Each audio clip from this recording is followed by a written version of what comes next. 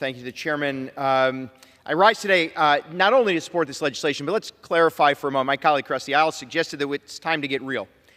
Law enforcement has been trusted in our communities to do their job to provide for public safety without federal or state interference for years. Sanctuary city policies are actually handcuffing local law enforcement and precluding them from intervening in protecting American citizens. Sanctuary city policies keep local law enforcement from even being able to interact with federal law enforcement, therefore making it impossible for them to do their job. My colleague across the aisle said it's time to get real.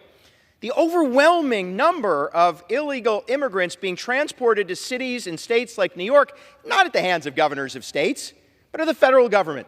I know this because as a county executive, I saw it firsthand. In fact, it was imposed on my community and my law enforcement. Since President Biden took office, over 11 million individuals have come to enter our country illegally. In the state of New York, because of sanctuary city policies, Governor Hochul and Mayor Adams have allowed for the transport of migrants. Apparently that's okay if Democrat mayors do it, to cities, communities, motels, and hotels throughout upstate New York.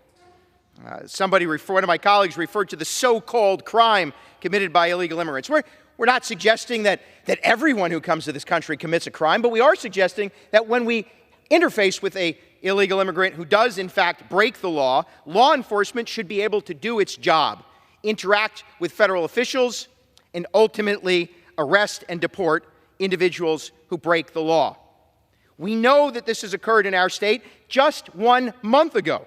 A Peruvian serial killer wanted for 23 murders was arrested at the southern border, released based on the current administration's policies, and then transported to New York. I don't think Governor Abbott drove him there, but instead it is likely the federal government and our tax dollars brought him to New York, where he was arrested living in Endicott, New York.